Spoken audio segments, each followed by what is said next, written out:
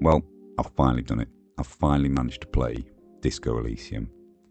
It's been sat there in my backlog for almost 3 years now. I've watched countless videos on this game, everybody praising it, everybody saying how good it was, and I finally managed to play this game and complete it, and I've got to say, it was an absolutely fantastic time. Pretty sure everybody watching this video is in the exact same position that I was in. This game's been sat there, you've been thinking about playing it, you've watched videos on it, you've seen the reviews, everybody's saying how good it is, but for whatever reason, you just haven't brought yourself to play it, and I've got to just push that message that you have to play this game. Disco Elysium is still classed as one of the most unforgettable RPGs ever made. It was released back in 2019, and this game just didn't redefine what an RPG could be, it redefined what the whole medium could be. Today I'm going to be looking at what made it such a masterpiece, what's changed since its release, and why it's still better than most games that were released in the past 6 years. Let's start with the basics of the game. Disco Elysium is an isometric, dialogue-heavy detective RPG set in a crumbling city of Ravachol. You play as a nameless, broken-down cop who wakes up after a bender so severe he doesn't even remember his name. The murder he's supposed to solve is really just an excuse, and the real mystery is who you are as a person. The game is classed as an RPG, but it doesn't have any traditional weapons, combat, or really even any puzzles. It's a game about politics, depression, ideology, and identity. It replaces traditional RPG combat with the inner dialogue. Your skills like empathy, drama, electrochemistry, they aren't just the stats that you level up along the way, they're voices in your head. It's a revolutionary idea. It hasn't been done before, and it hasn't been done since. There's 24 of them in total, and they're all broken down into 4 different categories: intellect, psyche, physique, and metrics. Each one governs a different voice in your head. And the twist is, these skills aren't just passive, they actually talk to you, and it's constant. During conversations they might chime in with some tips, during exploration they'll point things out to you, during even existential crises they'll try and help you out. You might be trying to impress someone and suddenly your drama skills will kick in and just say no, you're overselling this. Or if you pump points to authority, you might be screaming, you're getting walked over, assert your dominance. This interjection can be helpful, but it can also be misleading, or can even be both, and at times, even your thoughts play off each other and argue with each other. And in which of these voices you've leveled up the most to be the one that becomes the most dominant, this really changes the character that you're trying to create, or the person that you're trying to play. This gives the game loads of replayability, as you can totally change the character that you become. You can also solve things in different ways depending on the type of cop that you want to be. It really is a true role-playing game, as you create the exact character that you want to become. There's also another mechanic called the Thought Cabinet. This is a mental inventory of ideas, traumas and philosophies that you unlock along the way. These thoughts take in-game time to process, but permanently change the way you play, giving you buffs and upgrades, but also sometimes debuffs. This is done as you are building your character, making different choices through the dialogue options and how you respond to different situations. And the choices are vast. You can pretty much create whatever character you want to become. You become a die-hard communist, you can become a dirty cop, or you can even be a superstar cop who just likes to sing on the karaoke. But this isn't just a power fantasy. You fail, and you fail a lot, and you're almost encouraged to do so.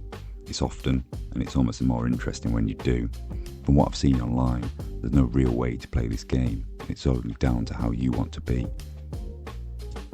You may fail a perception check, you may miss a clue, but it unlocks a new, hilarious or devastating tangent. From what I've seen, there's no way to completely break this game, and there's no way to completely fail. You're encouraged to lean into the chaos of the world and of the character that you end up creating. Now let's just talk about the graphics. I'm playing this on an Xbox Series X. You get a pretty much locked 60 FPS experience, and it's at 4K. The PC requirements are pretty low for this day and age, so you shouldn't really have any problems playing it on a fairly modern system. You can even pick this up on Nintendo Switch, and from what I've seen, some people have had issues when it first launched, but I believe they've all been patched out now, and it is fully playable. Back in 2019, Disco Elysium looked like nothing else, and in 2025, it still holds up. The oil painting aesthetic makes the city of Ravachol look like it's dissolving. The colours bleed, the architecture is decaying, and everything feels like a dream. It's impressionistic, like a watercolour noir. While other games went for 4K hyperrealism, Disco Elysium chooses mood over pixels, and it's aged far better for it. I really think the art style of this game will hold up for a lot of years to come. The user interface is clean and readable, but dense with information. Every conversation is a branching tree, and your choices feel weighty because they are. You can talk your way into or out of nearly any situation, and the writing makes sure that even the conversation about shoes or neckties turns philosophical, weird, or deeply revealing. I only had a few issues playing this on controller, with some jank trying to manoeuvre the character, and some of the walkways weren't fully visible. But it was still easy to highlight everything in the game world that you could interact with.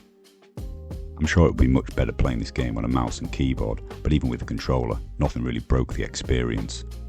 I'm sure that this would work really well on handheld devices like the Nintendo Switch, or even on the Steam Deck. Whatever device you decide to pick this game up on, I'm sure you'll still get the full complete experience, and I'm sure you'll still have a fantastic time.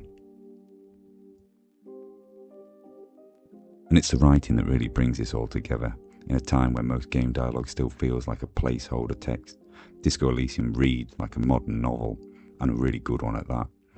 Every line just drips with cynicism, poetry or pitch black humour. And the voice acting on this game is absolutely superb. In the Final Cut update in 2021, they changed everything. Originally, only the key lines were voiced, but now every single character has a voice, and the performances are absolutely phenomenal. Lenville Brown is the main narrator. He has a smooth, commanding voice, and it's almost become iconic. He delivers your internal monologue with poetic gravitas. It's like having Morgan Freeman read your own thoughts. And the rest of the cast, Tim Kitsuragi, who's your partner throughout the game, is understated but endlessly impressive. Kuno, the Feral Street Kid, he's as horrifying and hilarious as ever. Everett Clare is both cunning and charming and repulsive.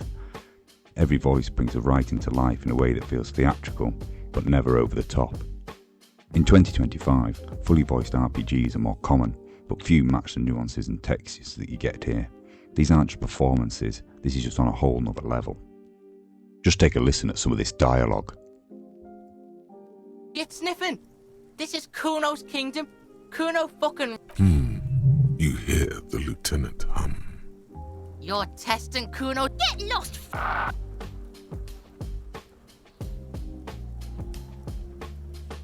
Kuno doesn't...